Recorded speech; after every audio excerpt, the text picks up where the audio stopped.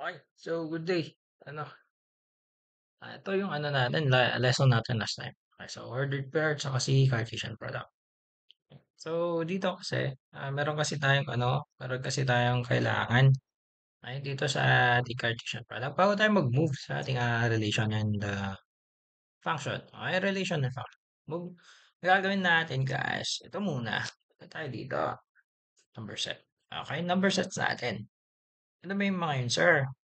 Una, we have your natural numbers. Okay? Meron tayong natural numbers.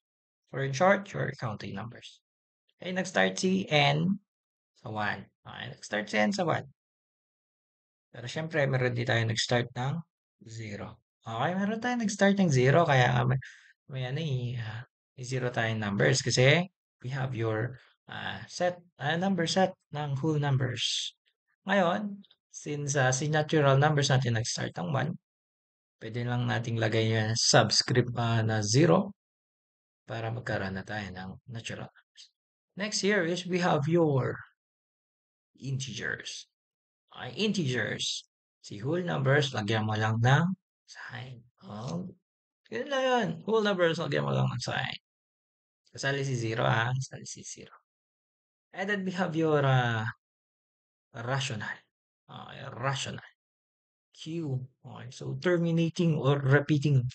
Ano to mga to? Si 7/3, kapag kinonvert natin yun into 2.33333, diba? Repeating yun. Or si 1/2. Terminating yun. Bakit, sir? 0.5. Wala nang kasunod. 0.5. Walang pahabol yun, guys. Mag-terminate na siya dun. Okay? Let's move. Irrational numbers. Non-terminating or non-repeating. Anong sabi dito? Si pi na pagkahaba-habang pi, hindi na uulit yung kanyang di ba? Yung not repeating, non-terminating si pi. Okay, let's move. All real numbers, rational and irrational, or lahat ng nasa taas. Okay, lahat ng nasa taas. And then next, we have your, syempre kung may real tayo, meron tayong imaginary. Ah, syempre kung may real, may imaginary. Ayun na, kita nyo dyan. Yan, tingnan nyo. Ikaw. Ayun o, tignan nyo, may space in between imaginary and real. Kasi kailangan nating alamin kung alin ang totoo. Naks naman.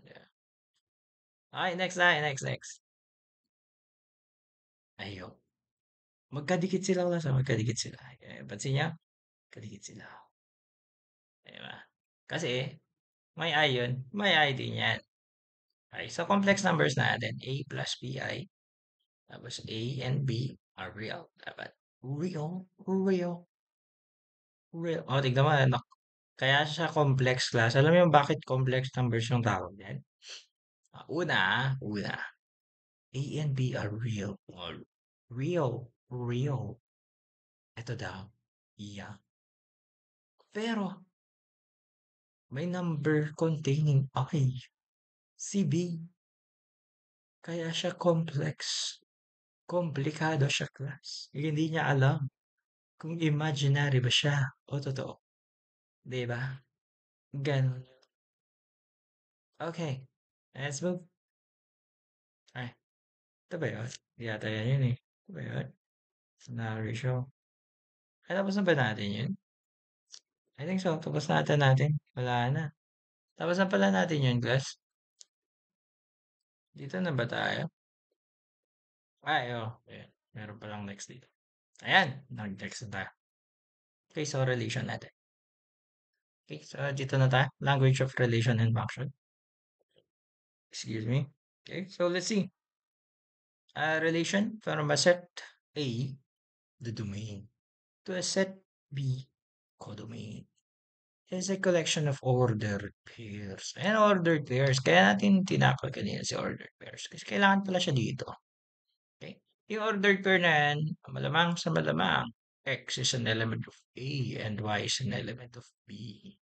Kasi nga silang dalawa lang naman yung meron dyan eh. taka ka na kung may C dyan, di ba?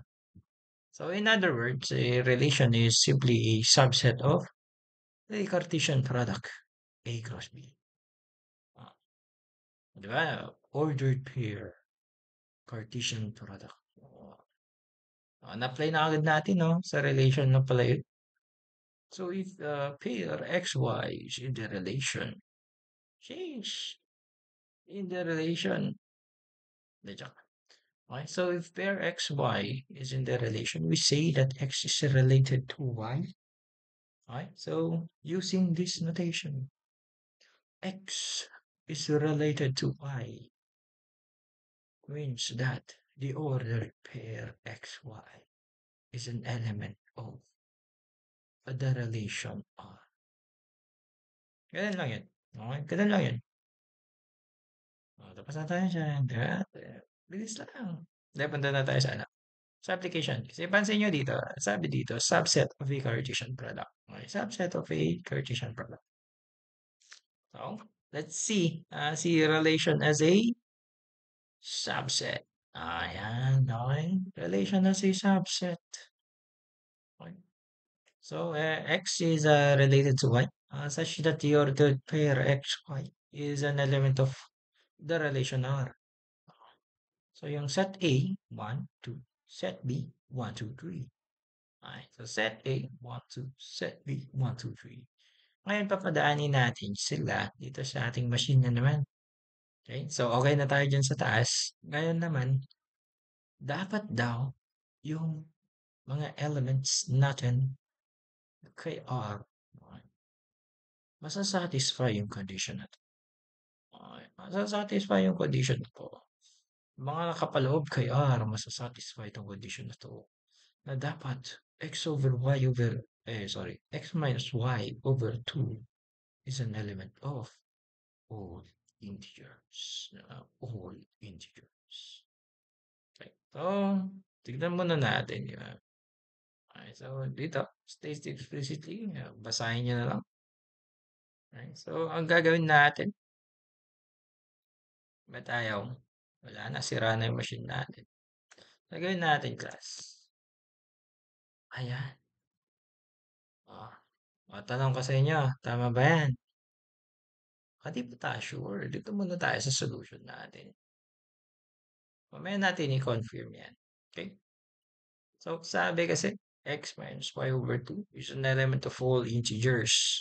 O, check natin. Check natin per ordered pair. Per ordered pair. Okay, let's see. For 1, 1. Yan. 1 minus 1 over 2 is 0. Integer ba yan? Hindi ko sure. Okay, so 1, 2. 1 minus 2 over 2 is equal to negative 1 half. Integer kaya yan. For 1, 3. 1 minus 3 over 2 is equal to negative 1. Integer nga yan. May negative na. May negative rin naman itong sa kanina. For 2, 2. 2 minus 1 over 2 is equal to 1 half. Okay, so kung magiging integer man to, di malamang sa malamang. Ito din. For 2, 2. Okay, 2 minus 2 over 2 is equal to 0. Oh, may 0 dun, no? So kung i-accept natin to ang taas, malamang sa malamang i-accept natin yan. O, tignan natin. 2, 3. 2 minus 3 over 2 is equal to negative 1. Oh, ngayon, negative 1 half na naman. Sir, palagi nakikita yung 1 half, sir. Hindi ba sila yung sagot? O, tignan natin kung sila nga ba talaga yung sagot. Diba? Let's see. Oh, mali yung 1 half. Okay? So, yung i-accept lang natin na yan. So, tama nga talaga na 1, 1, 1, 3, and 2, 2. So, yun yung nasa R. Okay, yun yung nasa R. Pero yung sa A cross B, 1, 1, 1, 2, 1, 3, 2, 1, 2, 2, 2, 3. Okay. Well, let's move.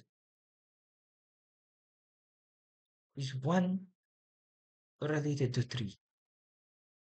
Pinaglaloko mo kami, sir.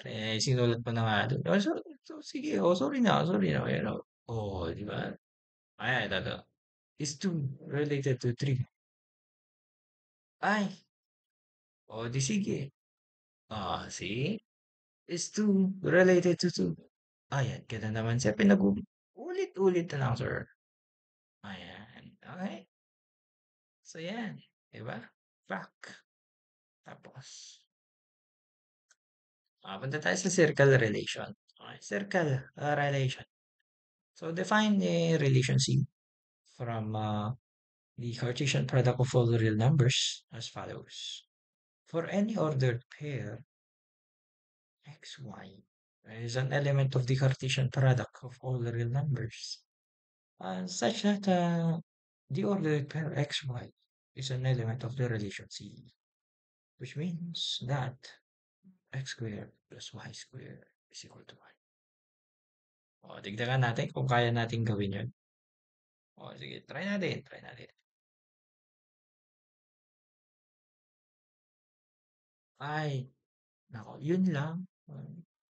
Ganun lang naman pala sila, so easy. Hindi kasi natin sorry, sorry. Hindi kasi natin malagay lahat yan, kaya iyan na lang. Oh, pasensyahan niyo na ako. Iyan lang yung kaya ko isulat. Ang dami kasi nun eh. Pero, yung ano natin, bilog natin dapat ano, um, meron siyang negative 1, meron siyang 1, o yun. Yun yung ordered pairs. Negative 1, 1, ano ba? Negative 1, 0, 1, 0, tapos 0, negative 1, and 0, positive 1. Okay, yun yung ano natin dyan. Yun yung mga ibang points natin. Okay, let's move. Dito na tayo sa iod. Daw. Arrow diagram. Diagram. Sorry. Okay, so an arrow diagram is a visual way to show a relation. Okay, so number one, the iodo arrow diagram represent the elements of the domain and the codomain as points. So ganun yan. And then number two, draw an arrow from an element X in A to an element Y in B if and only if X is related to Y. Okay, let's see. Tignan natin. Paano ba yan, sir? Okay, let's see. Move tayo. Ay! May machine na naman tayo. Nice. Machine tayo. Oh. Tignan natin. Try natin itong machine tayo. Gumagana siya. So cute. Cool na ano po. So cool. Pwede natin pigilan yan. Ooh, ganito. Reset na lang natin. Okay, so yung gagawin natin dito. Ano, di ba nga mag-arrow diagram daw tayo. May arrows naman tayo dyan. Particles tayo. Okay, so let's see. Ah, ito daw. O yan. Ito, lagay natin dyan. Ito, salpak natin dyan. Okay. Ay, ano kaya to? Ay, hindi ko, kalimutan ko na. Okay. So, pwede din yun. O, sige. Ito na lang. Ayaw. Ay, may condition siya, class.